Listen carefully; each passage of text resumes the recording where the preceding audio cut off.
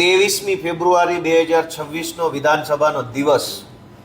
આજે 23 તારીખના રોજ વિધાનસભાના સત્રમાં મેં કુલ 3 મુદ્દા ઉપસ્થિત કર્યા।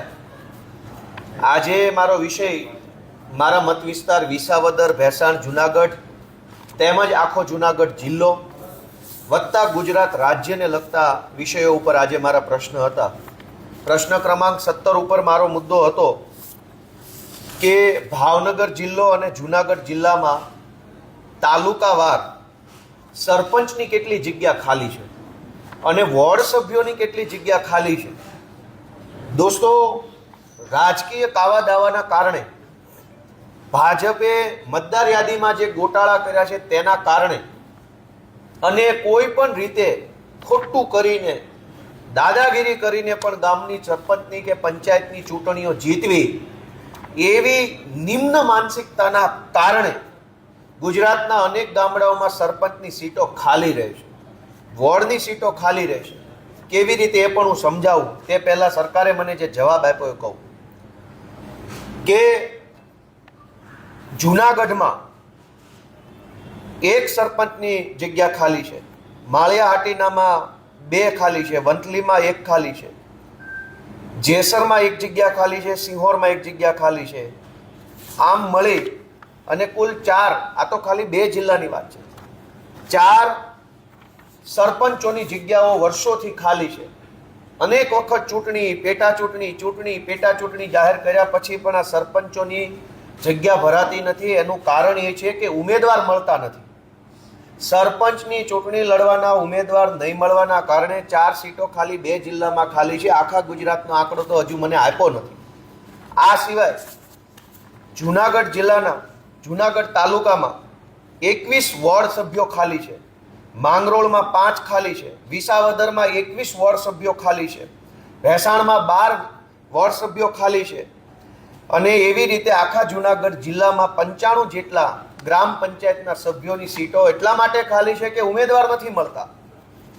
ભાવનગર જિલ્લાની અંદર 212 જેટલા વોર્ડ સભ્યોની જગ્યા ખાલી છે એટલા માટે કે ઉમેદવાર નથી મળતા। દોસ્તો, ઉમેદવાર કેમ નથી મળતા?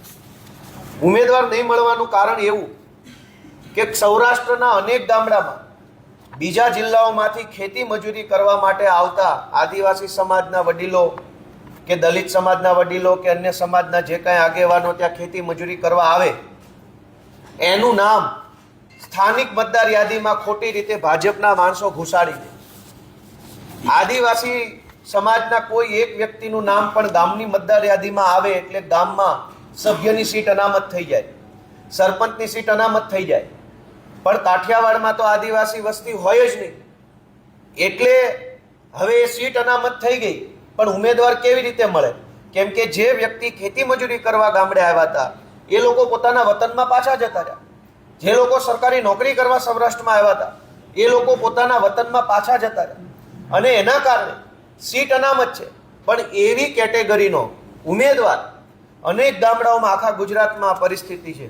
કેટલાક ગામમાં ઓબીસી ઉમેદવાર નથી મળતા, કેટલાક ગામમાં એસસી ઉમેદવાર નથી મળતા, કેટલાક ગામમાં એસટી ઉમેદવાર નથી મળતા, એટલા માટે કે એ ગામમાં એસસી, એસટી, ઓબીસીની કોઈ સંખ્યા હોતી જ નથી અને નહીં હોવાના કારણે એ ઉમેદવાર નથી મળતા એટલે વારંવાર જાહેરનામું બહાર પાડે, વારંવાર ચૂંટણી બહાર પાડે, તેમ છતાંય સરપંચમાં અને સભ્યમાં ફોર્મ નથી ભરાતા। આ ઘટના એટલે બને છે કે ભાજપવાળાએ મતદાર યાદીમાં ઘાલમેલ કરી છે અને એમના પાપે ગામમાં અત્યારે સરપંચો નથી। અને મારે બહુ દુઃખ સાથે સરકારે આંકડો આપ્યો છે કે ભાવનગર જિલ્લામાં 212, જુનાગઢ જિલ્લામાં 95, એમ મળીને 300 જેટલા સભ્યો અને સરપંચો ખાલી 2 જિલ્લામાં ચૂંટાયા વગરની જગ્યા ખાલી વર્ષોથી પડી છે। હવે સભ્ય ન હોય, સરપંચ ન હોય તો સરકારી જે ગ્રાન્ટ આવે એ ગ્રાન્ટને કેવી રીતે લોકોના વિકાસના કામમાં લેવી? મુખ્ય વ્યક્તિ જ હાજર નથી। તો આવા પ્રકારની દાદાગીરીને ખુલ્લી પાડવાનો પ્રયત્ન આજે મેં વિધાનસભાથી કર્યો। બીજો મારો 61 નંબરનો પ્રશ્ન છે કે બહુ મોટી જાહેરાતો થઈ રહી છે કે આયુષ્માન કાર્ડ આપી દીધું, મા કાર્ડ આપ્યું, પિતાજી કાર્ડ આપ્યું, ફૈબા કાર્ડ આપ્યું, અંકલજી આંટીજી કાર્ડ, બધા દરેક પ્રકારના કાર્ડ કાઢ્યા છે।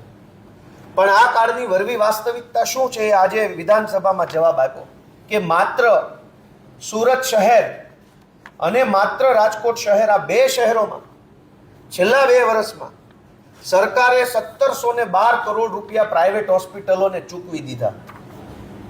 આ 1712 કરોડ રૂપિયામાંથી સરકારી હોસ્પિટલ બનાવી હોત તો લોકોને શાનદાર સરકારી સુવિધા મળે.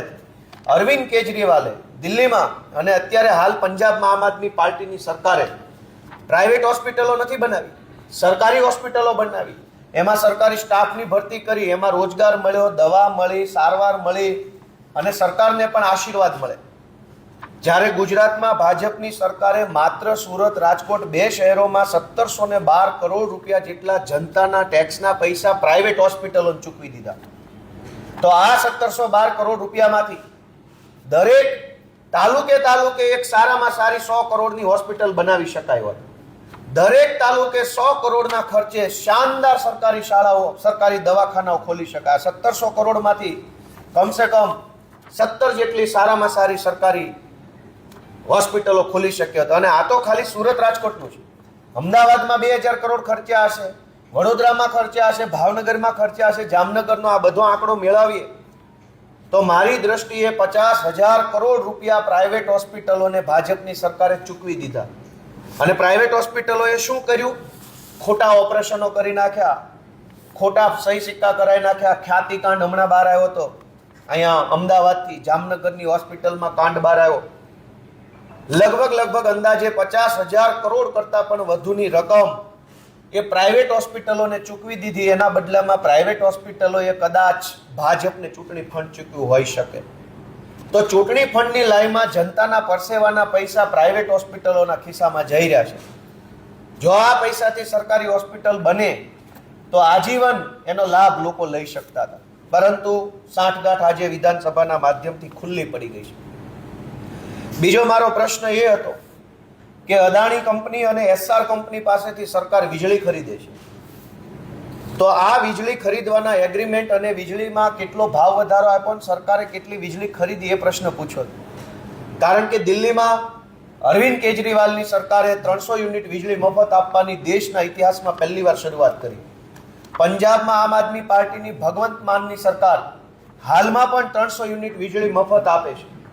જ્યારે ગુજરાતમાં લૂંટી લેવામાં આવે છે અને હજુ તો વીજળીમાં લૂંટવાનું બાકી હોય તો સ્માર્ટ મીટર આવી રહ્યા છે કે જેમાં ખૂબ મોટું બિલ આવવાનું છે.